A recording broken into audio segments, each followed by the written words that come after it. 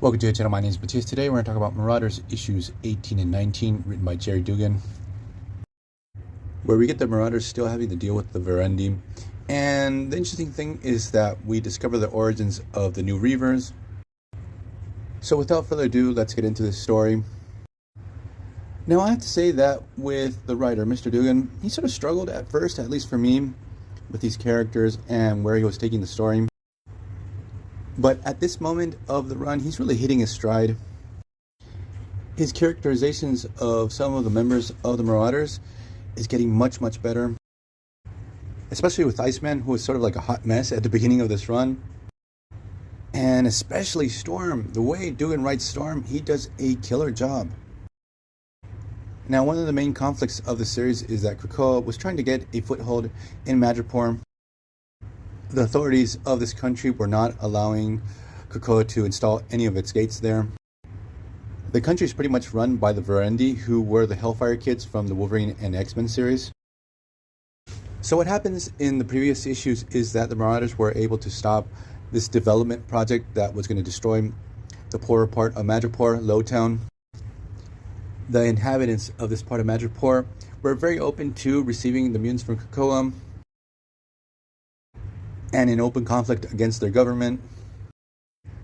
So this issue starts off with the Marauders plus Xavier and Magneto, who have arrived. They are inaugurating a hospital in Lowtown, which is called the Moira McTaggart Memorial Hospital. So the interesting thing, during this time, people still thought that Moira was dead. Now I have to say that Proteus was part of the mutants that were involved with the whole resurrection protocol. He was a pretty important character in the grand scheme of things, but during the Krakoan era, outside of being in the Five, you never saw him doing anything, and this was sort of odd because he was the son to Moira McTaggart, who was a very major character during the Krakoan era. I'm not sure if he ever finds out that his mother is alive, because if not, this would be a gigantic missed opportunity. Now, with the hospital inaugurated, one of the interesting things is that one of the main doctors to this hospital is Mask. He was an evil Morlock. He was always an asshole, always pushing for power to trying to take control over this mutant group. But now he's performing cosmetic surgery for kids that really need it. And for the first time, he's using his powers for good, and he can't believe how fulfilled he feels over this whole situation. He's really realizing that he's getting a second chance at life. Then the story cuts to Bishop, Iceman, and Pyro. They're going to this bar, which I totally did not realize this is the Princess Bar from the old school Wolverine run. The thing is that the owner of the bar is not too happy in receiving mutants, but he serves them anyways.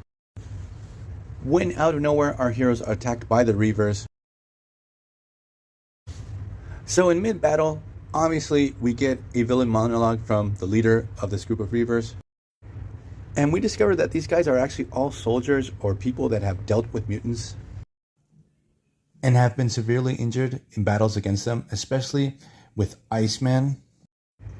When he went on that vengeance trip on that Russian boat and he froze everyone, he started snapping their arms off. Also, obviously, there's references to Wolverine slicing people up, Gorgon slicing people up. The thing is that the Verendi had been picking up all these mutilated soldiers, refitting them to become the new Reavers, and this is very similar to the origins of the original Reavers, who were mostly Hellfire soldiers that got sliced up by Wolverine in that classic X-Men story, way back in the Claremont era.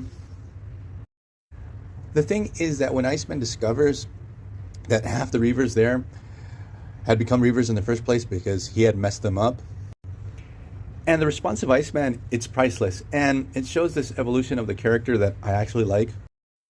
He is extremely cold over this situation, no pun intended.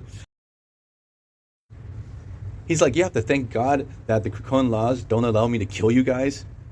He's like, you think I'm going to beg for forgiveness because I broke off one of your arms? You guys tried to kill me. And now that you're cyborgs, I'm not sure if Krakoan law covers you now. So the battle rages on, but the thing is that we get riots in Lowtown. Obviously, this is all instigated by the Verendi. The Marauders do make a tactical retreat. This becomes an international incident, and it goes all the way up to the United Nations, where it's established that no Krakoan vessel or Krakoans can set foot on Madripoor. So while all this is going down, the Reavers are going through Lowtown, trying to exterminate its local population. The Marauder ship cannot make port because there's a US blockade in front of Madripoor. So what happens is the Red Queen, Kate Pride, what she decides to do is to use the Morlocks. They decided not to live in Krakoa, and they went on and did their own thing.